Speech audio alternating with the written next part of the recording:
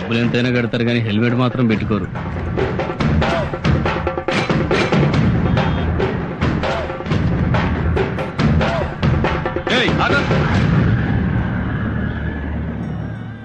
ఏంటా ఇది? దున్నపోతులా ఉన్నావు, ముండి మొలతో రోడ్డు మీదకి వస్తావా? ఏం చేయమంటారు? రాత్రి మంత్రి గారి మీటింగ్ ఉంటే వెళ్ళాను. ఆ మీటింగ్ లో ఆయన మన రాష్ట్రాన్ని సుభిక్షాంధ్రప్రదేశ్ చేస్తా అన్నాడు. ఆయన అలా వాగ్దానాలు చేస్తుంటే నక్సలైట్లు, ఫ్యాక్షనిస్టులు, రౌడీలు, గూండాలు, లంచాలు లేని సుభిక్షాంధ్రప్రదేశ్ గురించి కళ్ళకంటూ పడుకున్నాను. లేచి చూసేసరికి మొలతాడుతో సహా ఒంటి మీద బట్టలన్నీ దోచుకెళ్లిపోయారు.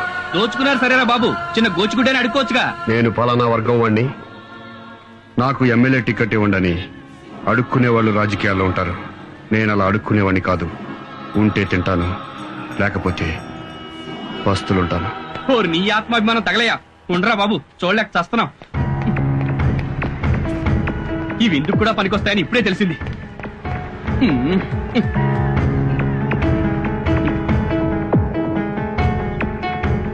పోరా బాబు, పో పో.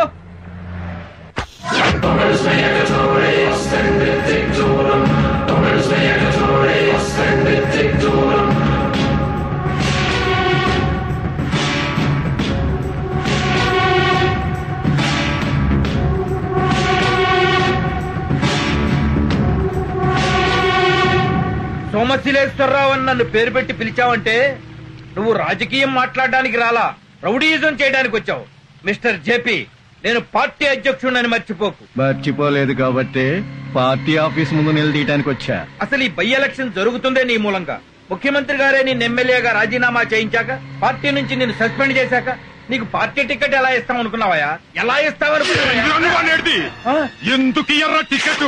అన్నే మర్డర్ చేసిండా, అన్న తప్ప మిగతా ఎమ్మెల్యేలంతా నీతి మంతులా? అన్యాగిట అన్యాయం జరిగితే పార్టీలో ఒక్కడిని కూడా పక్కనియా.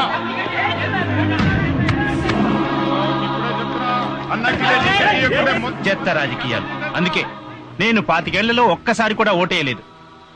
ఓటు హక్కు వచ్చిన దగ్గర నుంచి ఎంపీ ఎలక్షన్ లో గాని, ఎమ్మెల్యే ఎలక్షన్ లో గాని ఒక్కసారి కూడా పోలింగ్ బూత్ కెళ్ళలేదు. నా ఓటెవరో రౌడీ విధవలు వేసుకుంటుంటారు. పద. ఈ రాజకీయాలు పూర్తిగా చెడిపోయాయి.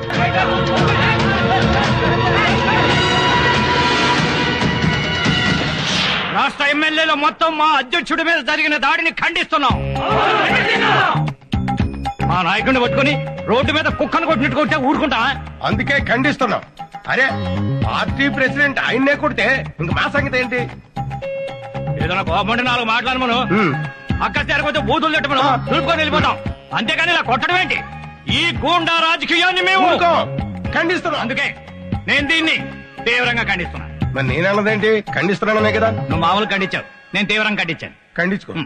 ఎప్పుడైతే ఒక రౌడీ వెధవ నా చొక్కా పట్టుకున్నాడో అప్పుడే పార్టీ అధ్యక్షుడిగా నేను చచ్చిపోయాను. నా రాజకీయ జీవితం చచ్చిపోయింది. అన్నా, మీ ఫ్యాన్ అంటన్నా మిమ్మల్ని కలవటానికి వచ్చాడు. ఈ సోమశిలేశ్వరరావు సచ్చాడని చెప్పు. సచ్చాడని చెప్పరా పోయి. ఇలాంటి అవమానాలు దేశ రాజకీయాలకు కొత్త? మహానాయకురాలు ఇందిరాగాంధీని అన్యాయంగా చంపలేదా? నాయకుడన్న తర్వాత సత్కారాలుంటాయి, చిత్కారాలుంటాయి. జరిగిన గొడవ తెలిసి పలకరించడానికి కూర్చుంటాడు. నువ్వు రమ్మనవా?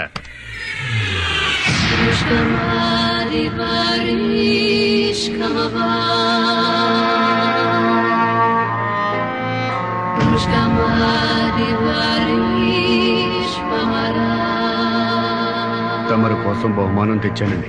సంతోషం. అక్కడ పెట్టెళ్ళు. ఎల్లవయ్యా, నీ తర్వాత చూస్తాగా, వెళ్ళు. అబ్బా, ఈ టైంలో తప్పొద్దయా, నువ్వు వెళ్ళు.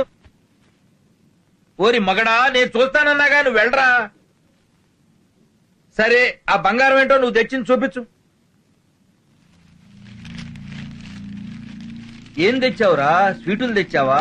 నా ఫోటో ఏదన్నా తెచ్చావా? మీరు ఆ మధ్య పాదయాత్రకు వెళ్ళారు కదన్నా, వాళ్ళు మీతో పాటు ఫోటో దిగుంటాడు, అది తెచ్చుంటాడన్నా. ఆ!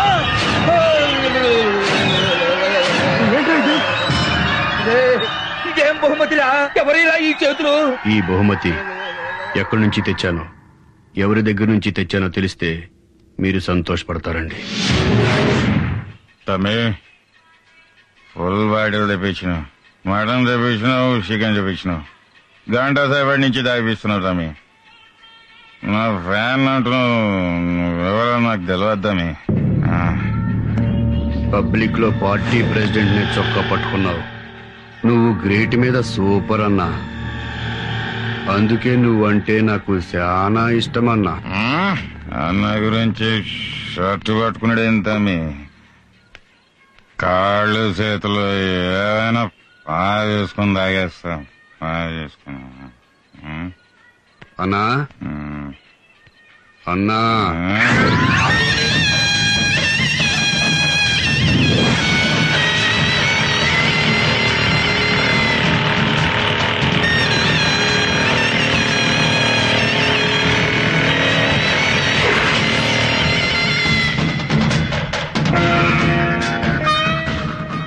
తమరు చొక్కా పట్టుకున్నాడండి, అందుకని నాకు కోపం వచ్చింది.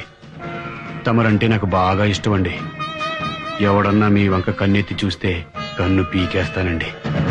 నీ పేరేంటి నాన్న?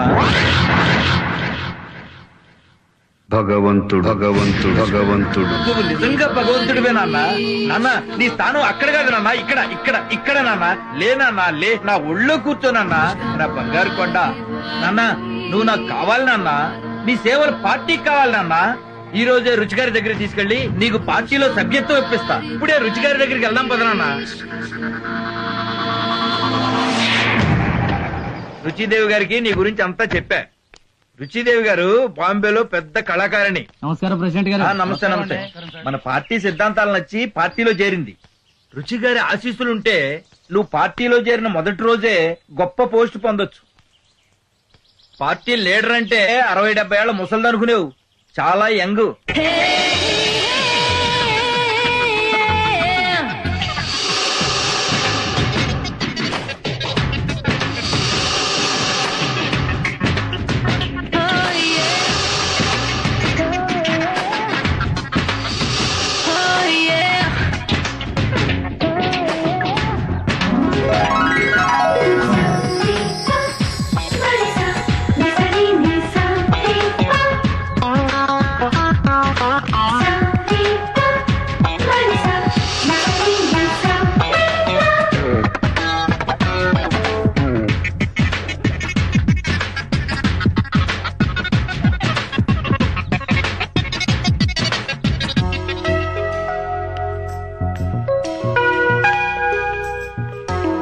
నమస్తే రుచిదేవి గారు.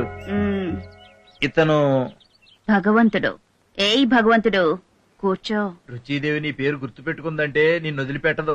కొట్టావు ఛాన్స్. రా కూర్చో. భగవంతుడు పార్టీకి మనకు బాగా ఉపయోగపడతాడమ్మా. గట్టి గుండి గలవుడు.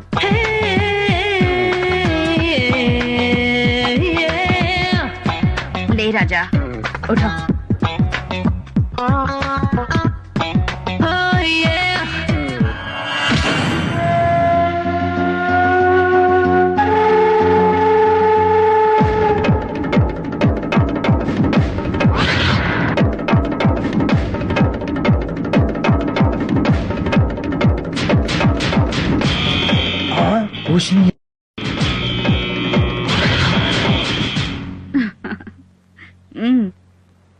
రాజా నిజంగానే గుండెగల్లోడు.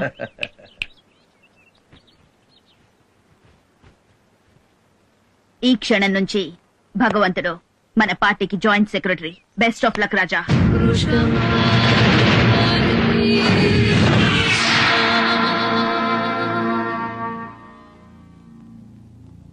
మిస్టర్ జేపీ, ఐఎమ్ సారీ, నీకు పార్టీ టికెట్ ఇవ్వడం లేదు.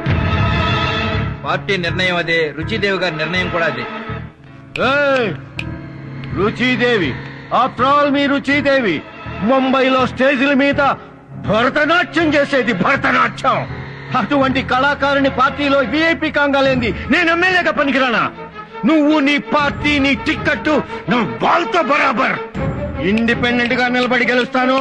ఇండిపెండెంట్ గా నిలబడి గెలుస్తాను. ఇండియాలో ఉన్న పార్టీలన్నీ సపోర్ట్ చేసినా నిన్ను గెలవనివ్వను.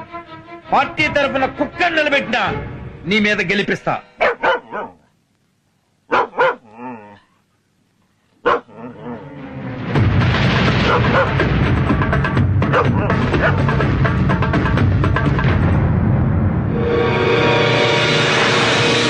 అవునమ్మా, నేను ఎంత బాధపడ్డానో తెలుసా?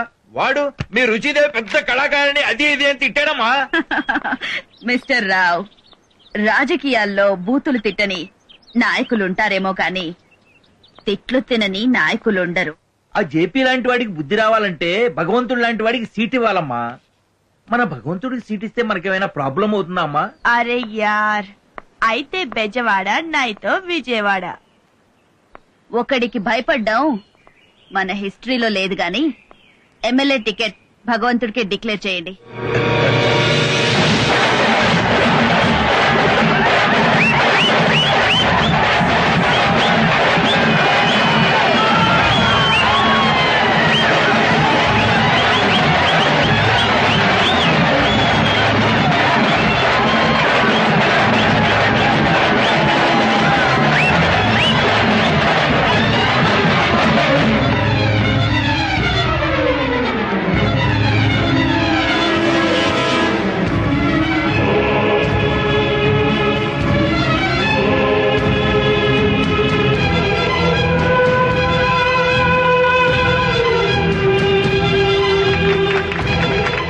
నీకు టికెట్ ఇచ్చిందంట కదా తమ్మి.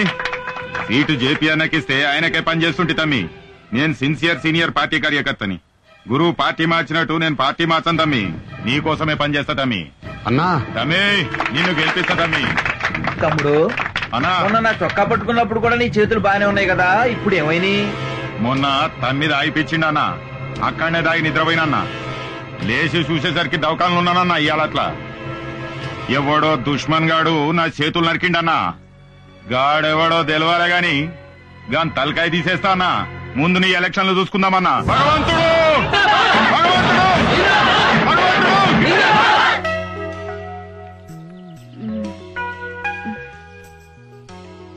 ఏం నొప్పిరా, ఇంకా తగ్గదా?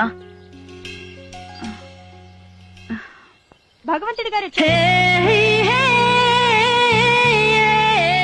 మీ బ్లెస్సింగ్స్ అండి, సీట్ వచ్చింది. ఆవ్ ఆవ్ అరే ఆవ్, ఏమైందండి? దండ బరువుగా ఉంది, స్పాండిలైటిస్ కదా. రాజా, నీకు మసాజ్ తెలుసా?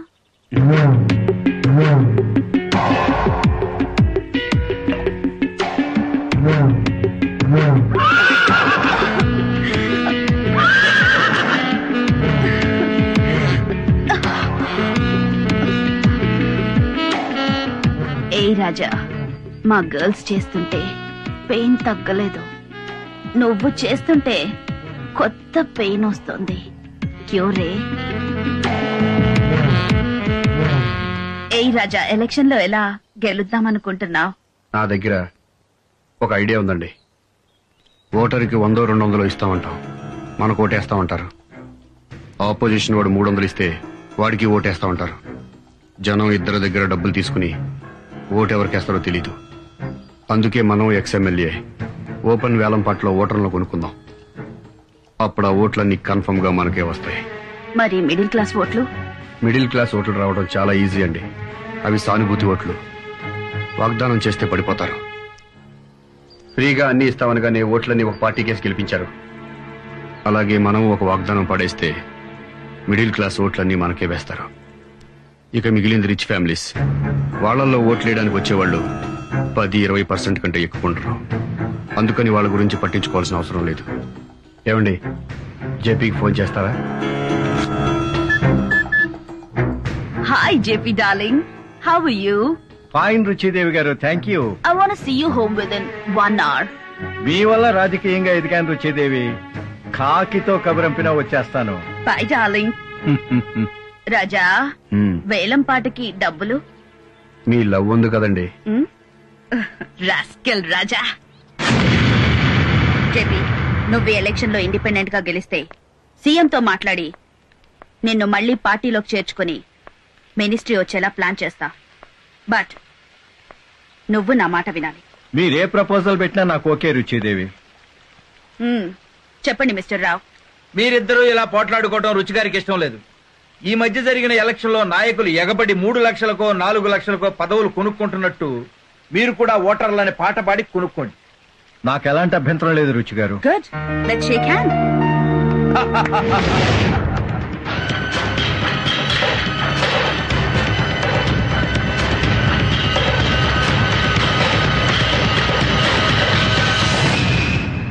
మన నియోజకవర్గంలో మీ లేబర్ ఓట్లు 20,000. ఈ వేలం పాటలో మిమ్మల్ని ఎవరు పాడుకుంటే వాళ్ళకే మీరు ఓట్లయ్యారు. ఓట్లు వేయడానికి మీకు డబ్బులు సారా ప్యాకెట్లు ముఖ్యమా? మీకు సేవ చేయడానికి మంచి ఎమ్మెల్యే ముఖ్యమా? ఇవాళ రేపు ఎమ్మెల్యే గెలిచిన వాడు రాజకీయ నాయకుడిగా మారిపోతున్నాడు తప్ప ప్రజాసేవకుడుగా ఎవరు మిగలట్లేదండి. కాబట్టి ఏలం పాటలో పడితే మాకు డబ్బు ఇవ్వండి. ఎవరెక్కువ డబ్బులు ఇస్తే వాడికి ఓట్లేస్తాం. 20,000 ఓట్లకు దేవుడి పాట 10 లక్షలు. 15 లక్షలు. జేపీ పాట 15 లక్షలు. 20 లక్షలు. భగవంతుని పాట 20 లక్షలు. 25 లక్షలు. 30 లక్షలు. 35 లక్షలు. 40 లక్షలు. 45 లక్షలు. 60 లక్షలు. 65 లక్షలు. 80 లక్షలు. భగవంతుని పాట 80 లక్షలు. భగవంతుని పాట 80 లక్షలు. ఒకటోసారి, రెండోసారి, మూడోసారి.